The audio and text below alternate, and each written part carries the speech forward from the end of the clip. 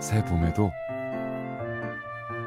새로움을 탐험하다. MBC.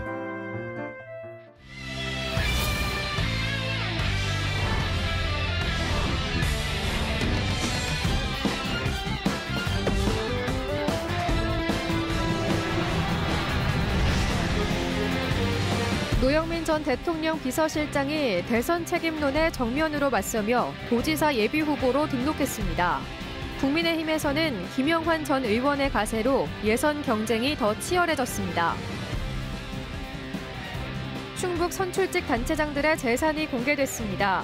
평균 재산은 14억 원, 지난 4년 임기 중 재산은 평균 3억 5천만 원이 증가했습니다. 선임대 후분양 민간 임대아파트가 고분양가 논란에 휩싸였습니다. 공공택지에 들어섰는데도 분양가 상한을 적용할 규정이 없어 부르는 게 값이 된 상황입니다. 요소수 파동 여파로 원자재 값이 줄줄이 급등하면서 올봄 비료값이 크게 올랐습니다. 명농철을 맞은 농민들의 한숨이 깊어지고 있습니다. 여러분 안녕하십니까? 계속해서 뉴스투데이 충북 소식입니다. 충청북도가 발표한 어제 코로나19 발생 현황부터 알아보겠습니다. 신규 발생 확진 환자는 4,567명입니다. 지역별로는 청주 1,206명, 충주 803명, 제천 440명, 단양 82명, 음성 282명, 괴산 170명, 진천 579명, 증평 303명, 보은 160명, 옥천 306명, 영동 236명이 확진됐습니다. 충북 누적 환자는 37만 5,552명, 누적 사망은 16명 늘어 445명입니다. 더불어민주당 노영민 전 대통령 비서실장이 충북도지사 예비후보로 등록하면서 일각에서 나오는 대선 책임론에 정면으로 맞섰습니다. 국민의힘에서는 김영환 전 의원이 충북도지사 출마를 선언하면서 당내에서 큰 후폭풍이 일고 있습니다. 김대웅 기자입니다. 노영민 전 대통령 비서실장이 파란색 넥타이를 메고 선관위에 들어섭니다. 민주당 후보 가운데 처음으로 충북도지사 예비후보로 등록했습니다.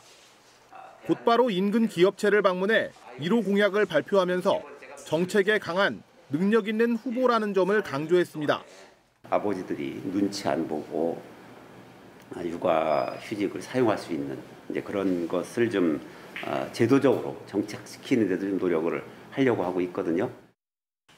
원조 친문으로 당내 일각의 공천 배제론에 대해서는 근거가 없다고 반박했습니다. 앞서 박지원 비대위원장은 부동산 물의를 일으켰던 분들이 이번 선거에 나서지 말아야 한다고 했는데 이 발언이 노영민 전 실장을 겨냥한 것이라는 관측이 있었습니다. 노 전 실장은 자신은 물의를 일으킨 적이 없고 충북지사 공천을 두고 이른바 친이재명계와 갈등도 없다고 밝혔습니다.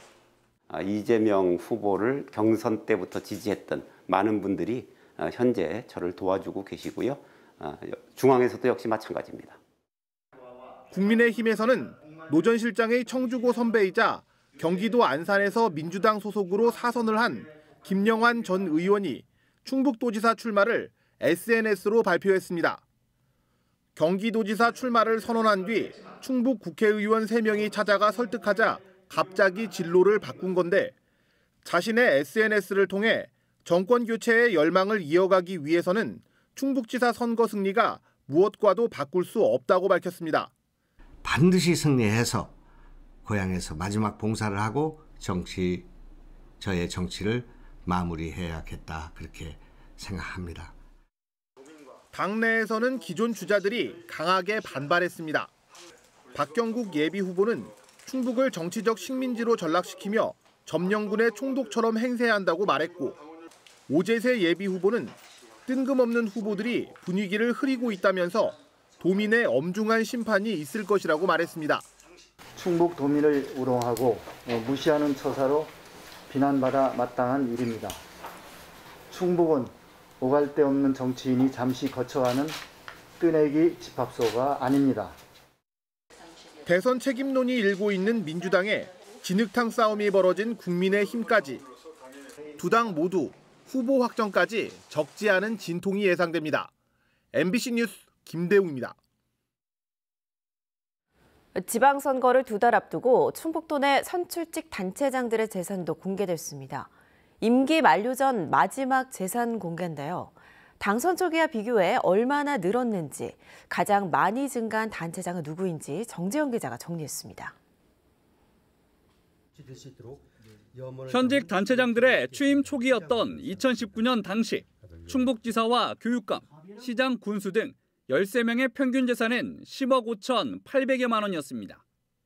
약 22억 원을 신고한 김재종 옥천 군수가 최고였고 박세복 영동 군수가 약 16억여 원으로 2위, 가장 적은 건 2억 5천여만 원인 이상천 제천시장이었습니다. 4년이 다 돼가는 지금 충북 선출직 단체장들의 평균 재산은 14억 603만 원으로 임기 중에 약 3억 4,800만 원 상승했습니다. 증가폭이 가장 큰 건 2019년 당시 최고 재력가였던 김재종 군수로 그 사이 12억 1천만 원이 뛰었습니다. 배우자 소유인 옥천읍 건물 가액이 공시지가 상승 등으로 3억 9천만 원 올랐고 본인과 배우자의 예금, 채권이 합계 9억여 원 늘어난 영향입니다.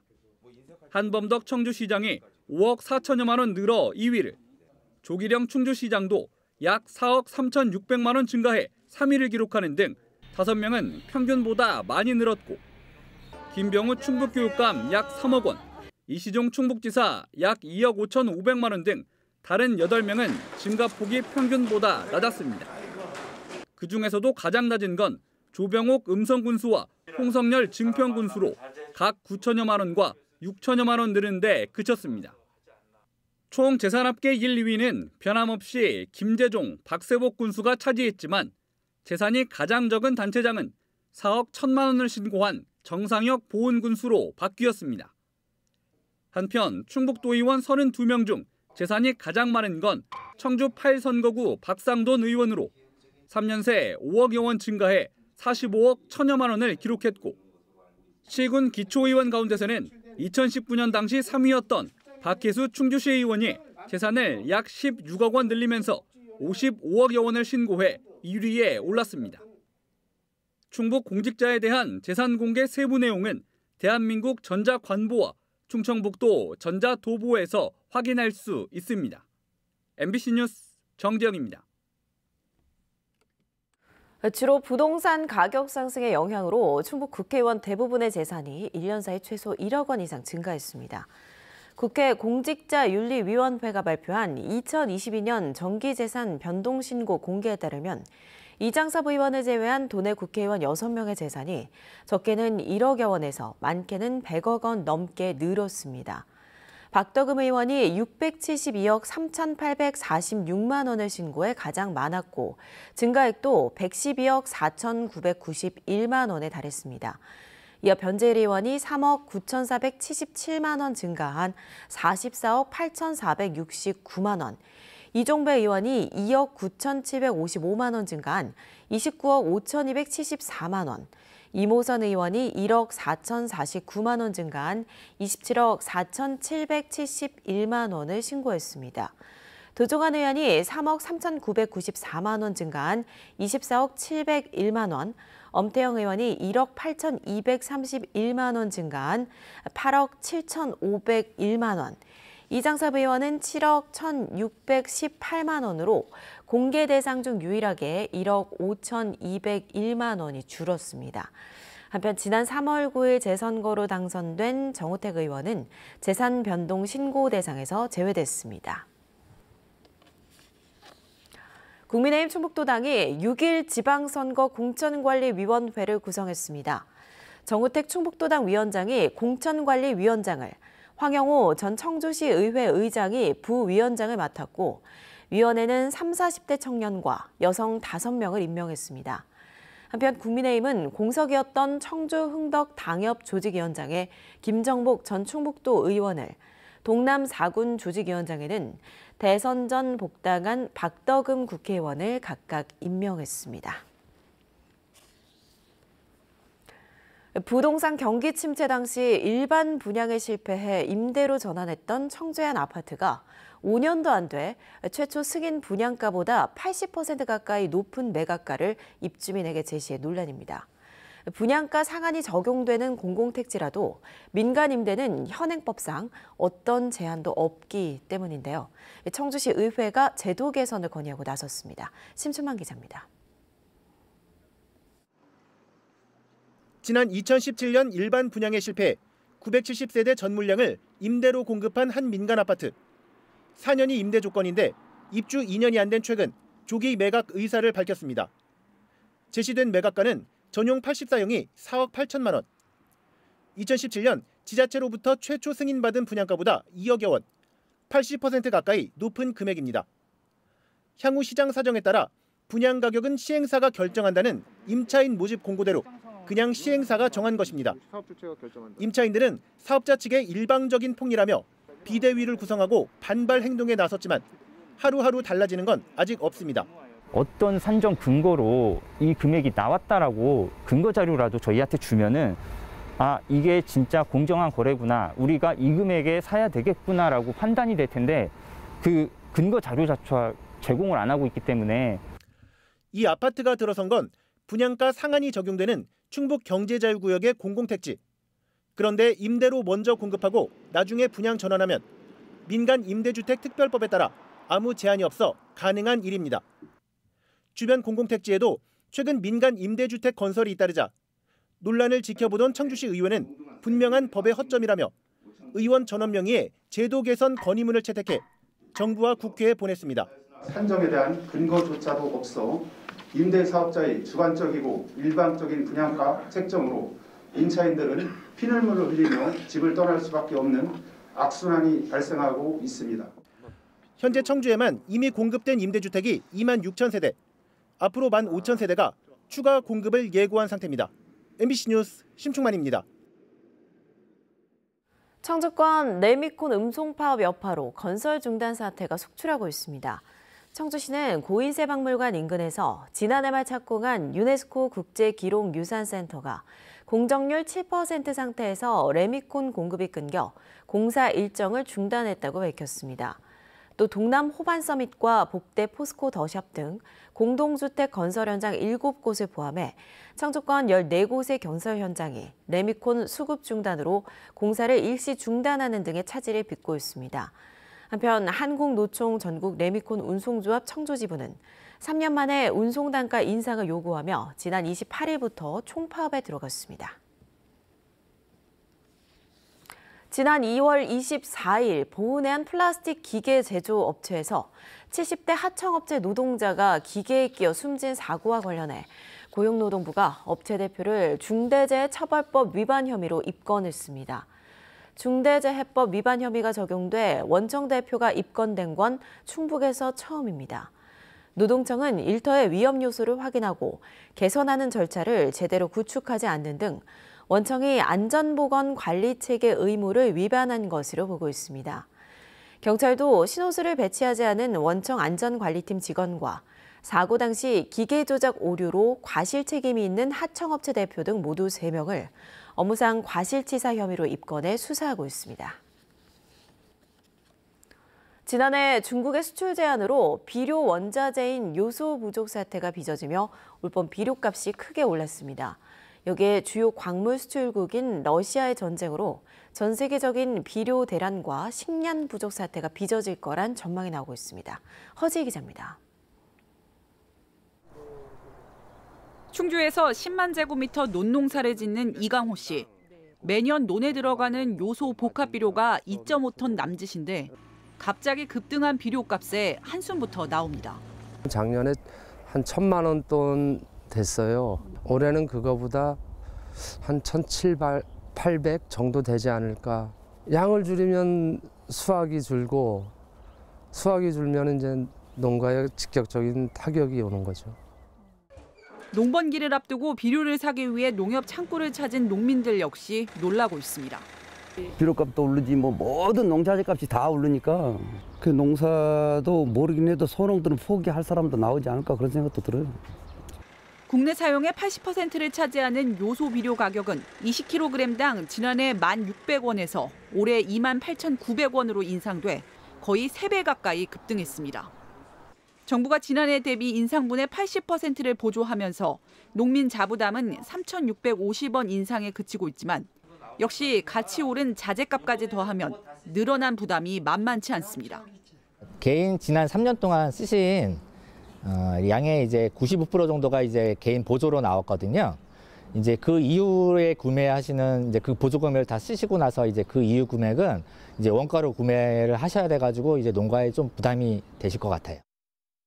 요소 부족 사태는 지난해 중국이 수출을 제한하면서 빚어졌는데 국내 비료 업계는 주요 산유국으로 수입망 다변화를 꾀하고 있습니다. 하지만 문제는 러시아 우크라이나 전쟁으로 다른 광물 원자재 값까지 줄줄이 오르는 데 있습니다. 염화칼륨 가격은 전년 3월 대비 146% 급등했고 암모니아와 인산이 암모늄 등도 지난해 연말 대비 50% 이상 올라 전 세계적으로 비료 공급 부족 사태를 맞고 있습니다. 염화칼륨 수입의 30%가량을 러시아와 벨라루스에 의존하던 우리나라는 라오스 등 신규 국가로 수입처를 늘리며 급변하는 상황에 대비하고 있습니다. 염화칼륨을 사용하는 국가들이 다 같이 어려웠기 때문에 그런 부분에 대해서 적절하게 대응하려고 노력하는데 앞으로 이제 공급 추세가 세계적인 추세가 어떻게 되는지 그걸 보면서 세계식량기구가 비료 대란이 전 세계적인 식량 위기로 이어질 것이라고 경고한 가운데 국내 농업과 밥상 물가도 국제 정세와 맞물려 요동칠 것으로 보입니다. MBC 뉴스 허지입니다. 청주를 연고로 한 K리그 2부 프로축구단 창단이 시의회에서 최종 확정됐습니다. 청주시의회는 어제 임시회 본회의에서 충북 청주FC 창단을 위한 준비금 20억 원이 포함된 올해 제1차 추경 예산안을 의결했습니다. 이는 일회성 찬단 준비금 외에도 청주시가 향후 5년 동안 매년 20억 원씩 구단 운영비를 지원하는 방안을 전제한 결정입니다. 3부 리그에서 활동 중인 청주FC는 연고지 협약과 지자체 재정 지원 확인서 등을 첨부해 내년 2부 팀 창단을 목표로 상반기 중 프로축구 연맹에 가입을 신청할 예정입니다.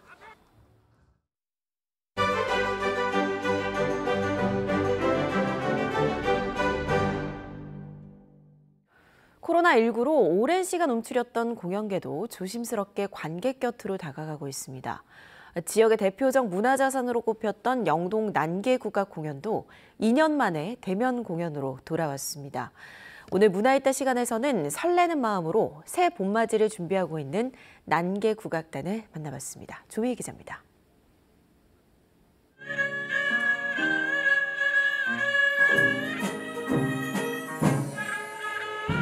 봄이면 거리마다 울려 퍼지는 익숙한 곡이 국악을 만나 신선한 매력을 더합니다. 가야금과 해금의 선율, 애절한 피리, 낭랑한 타악 등 저마다 개성 있는 우리 소리가 한데 어우러집니다. 코로나19로 중단됐던 난개국악단 상설 공연이 2년 만에 다시 시작하면서 단원들도 생기를 되찾았습니다. 30여 명 단원들이 다 함께 모여 완전체 연습을 하는 것이 오히려 어색하지만 호흡을 맞춰가는 요즘 설렘이 큽니다. 관객들이 저희를 보고 호응해주고 박수 쳐주고 막 이거를 들으면서 신나하고 또 따라 불러주시고 저희는 좀 이런 걸로 성과를 느끼고 되게 저희가 살아가는 힘이라고 할까요? 동서양을 넘나드는 악기도 눈길을 끕니다. 드럼은 기본, 서양 악기인 우드블럭은 경쾌함을 더하고 타악기 공은 웅장한 울림을 냅니다. 단원들은 전공악기에 안주하지 않고 새로운 악기를 부단히 배워가며 날마다 변화를 꾀하고 있습니다. 빠르게 변해가는 시대의 요구와 관객 눈높이에 맞추기 위해서입니다. 연습 많이 하고 자연스럽게 이 선생님 저 선생님 찾아가면서 다양한 채도 바꿔보고 악기도 바꿔보면서 내가 좀 더 스킬을 늘려서 자연스럽게 만들면 국악하는 사람이 서양타악을 저렇게 잘할 수 있나? 라고 그런 인식도 있고. 지난 주말 공연 재개 2년 만에 관객 110여 명이 찾아올 만큼 관객 관심도 뜨거웠습니다. 이달부터는 매월 둘째, 넷째 주 토요일에 정기 공연을 펼치고 오는 14일에는 영동군의 주요 관광지인 황간면 원류봉에서 첫 야외 공연을 통해 상충객을 만납니다. 벚꽃 엔딩, 초소의 봄 등을 연주하며 봄을 노래하는 야외 공연은 온라인으로도 선보입니다. 일상에 힘드시고 그동안 많은 어려움들이 있으셨겠지만은 저희 공연을 보시고 자그마한 위로라도 받으시고 기운을 내신다면은 저희 난개국악단은 더할 나위 없이 자부심을 가지고 공연을 할 수 있을 것 같습니다. 국악의 전통을 이으며 대중에게 다가가는 난개국악단이 새봄을 맞아 설렘 가득한 공연으로 돌아왔습니다. MBC 뉴스 조미애입니다.